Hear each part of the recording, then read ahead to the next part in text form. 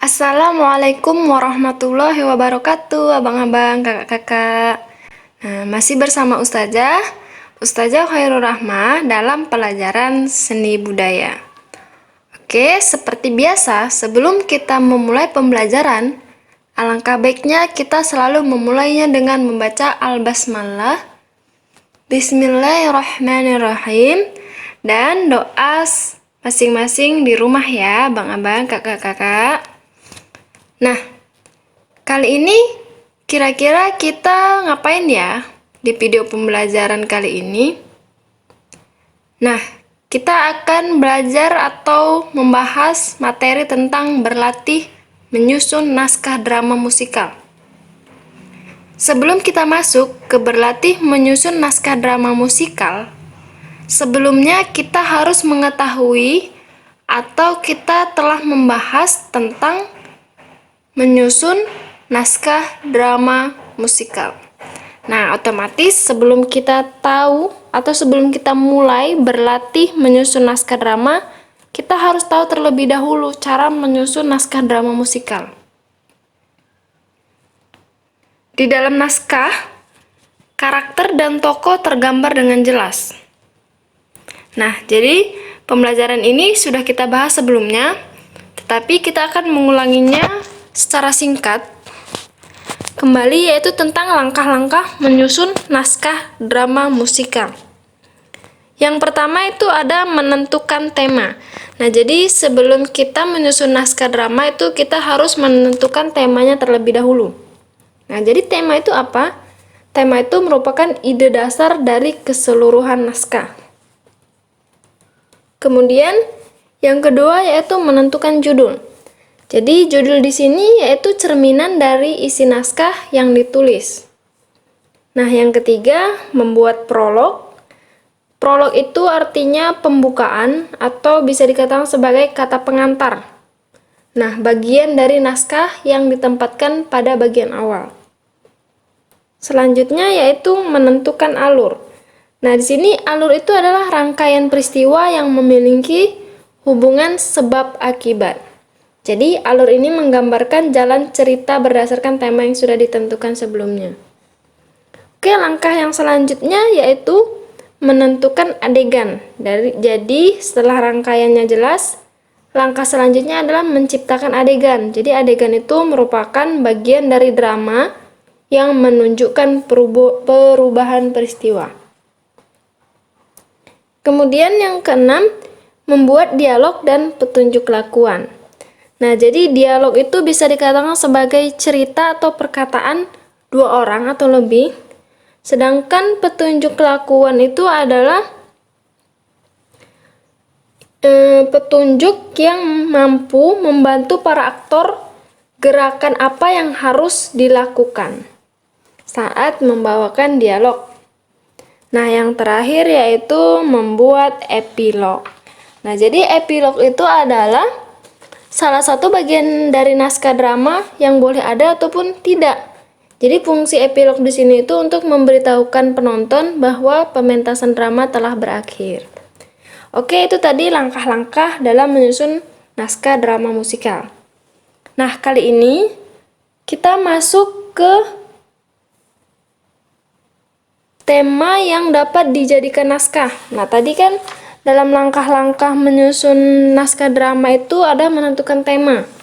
Nah, jadi tema yang dapat dijadikan naskah itu adalah yang pertama tema pendidikan, kemudian tema persahabatan, tema percintaan, dan tema kepahlawanan.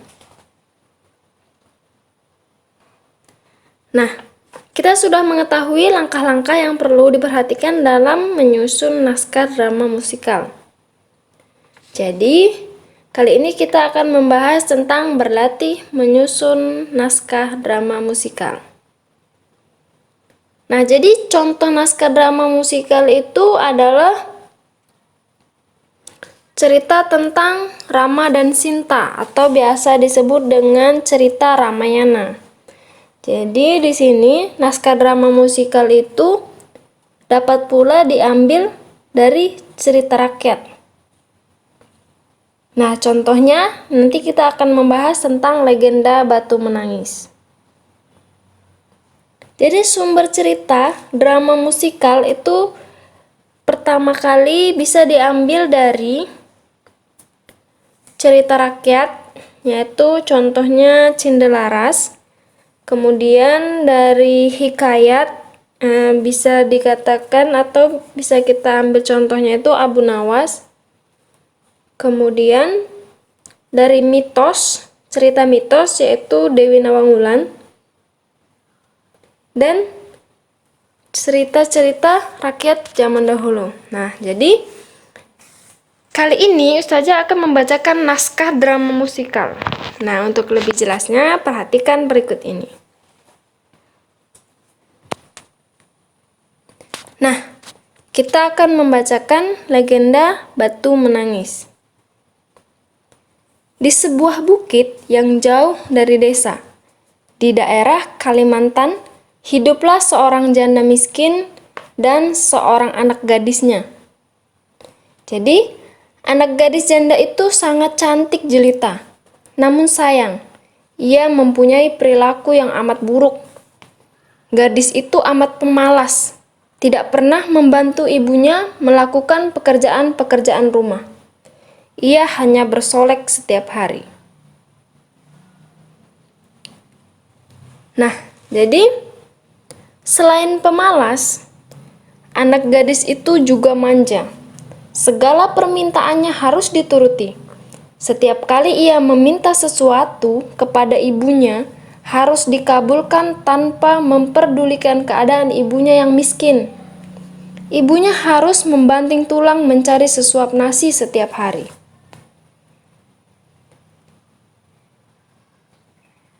Pada suatu hari, anak gadis itu diajak ibunya turun ke desa untuk berbelanja. Letak pasar desa itu amat jauh, sehingga mereka harus berjalan kaki dan cukup melelahkan. Anak gadis itu berjalan melenggang dengan memakai pakaian yang bagus dan bersolek agar orang lain di jalan yang melihatnya mengagumi kecantikannya. Sementara ibunya berjalan di belakang sambil membawa keranjang dengan pakaian yang sangat dekil, karena mereka hidup di tempat terpencil. Tidak seorang pun mengetahui bahwa kedua perempuan yang berjalan itu adalah ibu dan anak.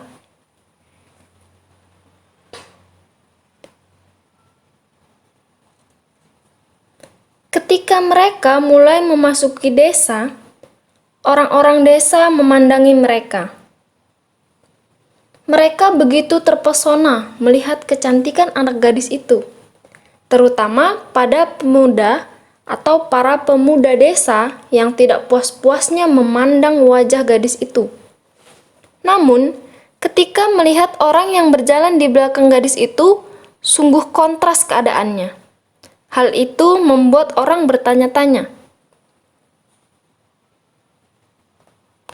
Di antara orang yang melihatnya itu, seorang pemuda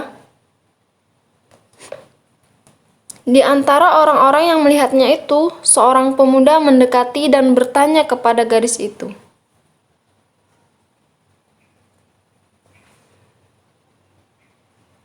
Hai gadis. Di antara orang yang melihatnya itu, seorang pemuda mendekati dan bertanya kepada gadis itu. Hai gadis cantik, apakah yang berjalan di belakang itu ibumu? Namun apa jawaban anak gadis itu? Bukan, katanya dengan angkuh. Ia adalah pembantuku, jawabnya. Kedua ibu dan anak itu kemudian meneruskan perjalanan. Tak seberapa jauh, mendekat lagi seorang pemuda dan bertanya kepada anak gadis itu. Hai manis, apakah yang berjalan di belakangmu itu ibumu?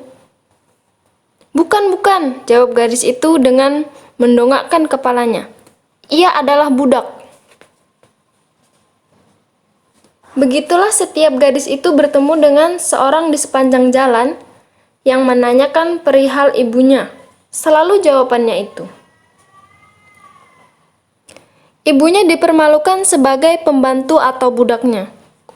Mulanya, mendengar jawaban putrinya yang durhaka itu, jika ditanya orang, si ibu masih dapat menahan dirinya. Mulanya, mendengar jawaban putrinya yang durhaka jika ditanya orang, si ibu masih dapat menahan diri. Akan tetapi, setelah berulang kali mendengar jawaban yang sama dan menyakitkan, akhirnya si ibu malang itu tidak dapat menahan diri. Si ibu pun berdoa, "Ya Tuhan, hamba tidak kuat menahan hinaan ini. Anak kandung hamba begitu teganya memperlakukan diri hamba yang sedemikian rupa. Ya Tuhan, hukumlah anak durhaka ini, hukumlah dia." Jadi, atas kekuasaan Tuhan yang Maha Esa, perlahan-lahan tubuh gadis itu berubah menjadi batu.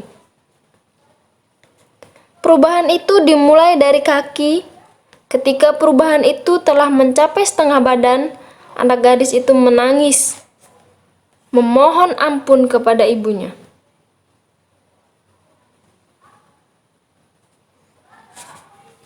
"Oh ibu, ibu ampunilah aku, ampunilah kedurhakaan anakmu selama ini ibu. Ibu ampunilah anakmu." Anak gadis itu terus meratap dan menangis, memohon kepada ibunya. Akan tetapi semuanya telah terlambat. Seluruh tubuh gadis itu akhirnya berubah menjadi batu. Sekalipun menjadi batu, orang dapat melihat bahwa kedua matanya masih menitikkan air mata, seperti sedang menangis. Oleh karena itu, batu yang berasal dari gadis yang mendapatkan kutukan ibunya itu disebut dengan batu menangis. Nah, jadi demikianlah cerita legenda ini. Cerita ini dipercaya oleh masyarakat.